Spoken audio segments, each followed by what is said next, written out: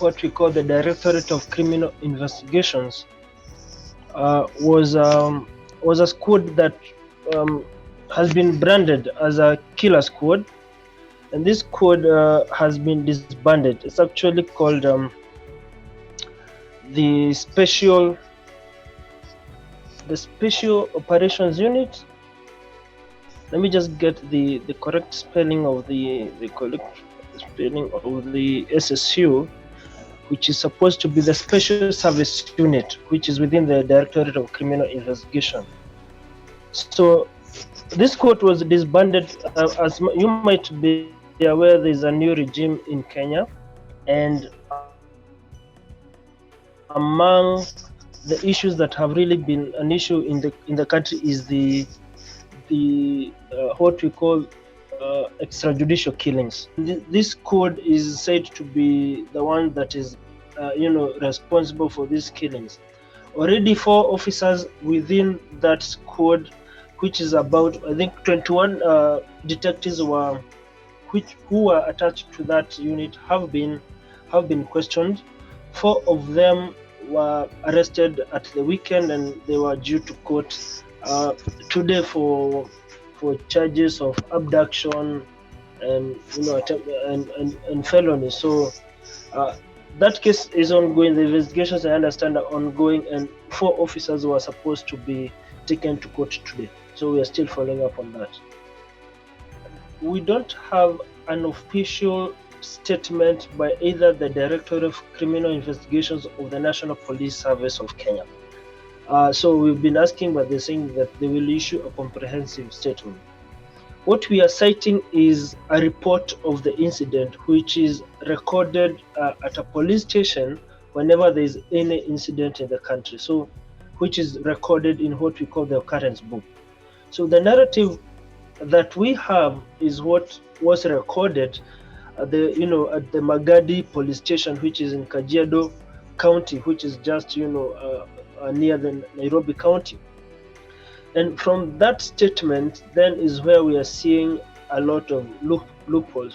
For instance, if you were to be stopped by the police and there is no engagement of fire, then why shoot at the vehicle?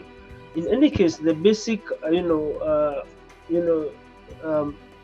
basic job, or what you need to do immediately, is to immobilize the vehicle. So, but what the narrative is coming out from the report in the occurrence book at the Magadi police station is that the general service officers actually shot at the occupants of the vehicle. Interestingly, they didn't shoot at, you'd expect, at the driver if they were to stop the vehicle. They shot at the passenger and in the head.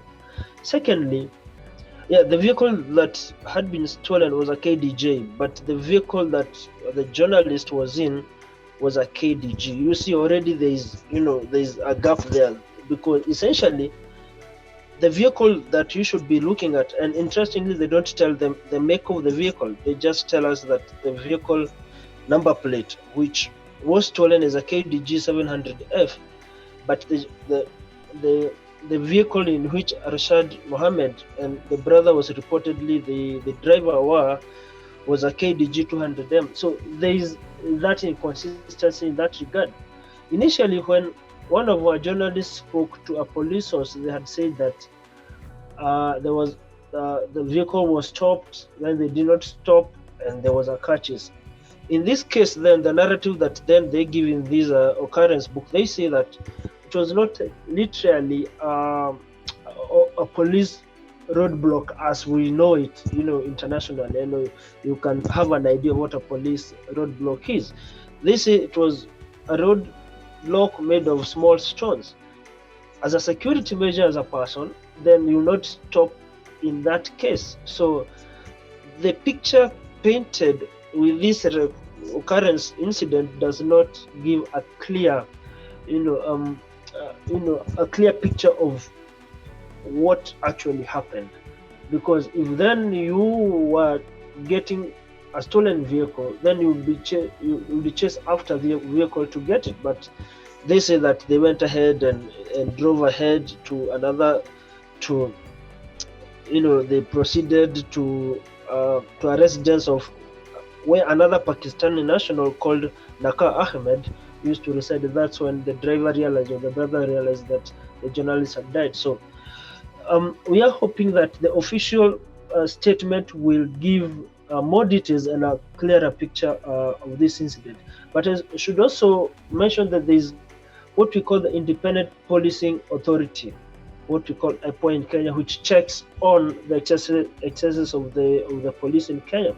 So they have told us that they have launched, they are aware of the incident, and they actually call it an alleged police killing in this place in Kajiado, and they have said that they have dispatched a team that is supposed to go and investigate the matter. The difficulties we are having with this issue is, once it gets at this level, you will not find any police source that you have that would want to continuously speak or to actually speak about it, and they want it to come from the official channels. So even those who we are speaking to, then either they don't have a clue of what is happening, or they don't want to speak about it. So that's the challenge we are facing. So we are actually waiting for the official communication so that we can also see if it corroborates what we already have so far. This special SSU police unit, okay, the changes have been ongoing. When he was announcing his cabinet, he announced that the police boss, who was at the time the Inspector General of Police, was Hilary Mutyambai, that he had offered to retire or to take an early retirement because he was not doing well in terms of health. He was sickly. Then the person who has been accused of protecting the killer squads was the director of the criminal investigation. The Directorate of Criminal Investigations is called the Director General. So he has also apparently resigned and has been taken to another government commission called the Public Service Commission.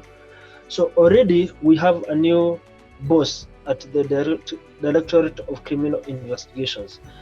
It is since these changes happened that the new acting Inspector General of Police also made changes within the DCI system, where some people have been removed from the DCI, while now this unit has been disbanded. The so-called killer unit has been disbanded. So those have been some of the changes that the new president has been able to effect so far.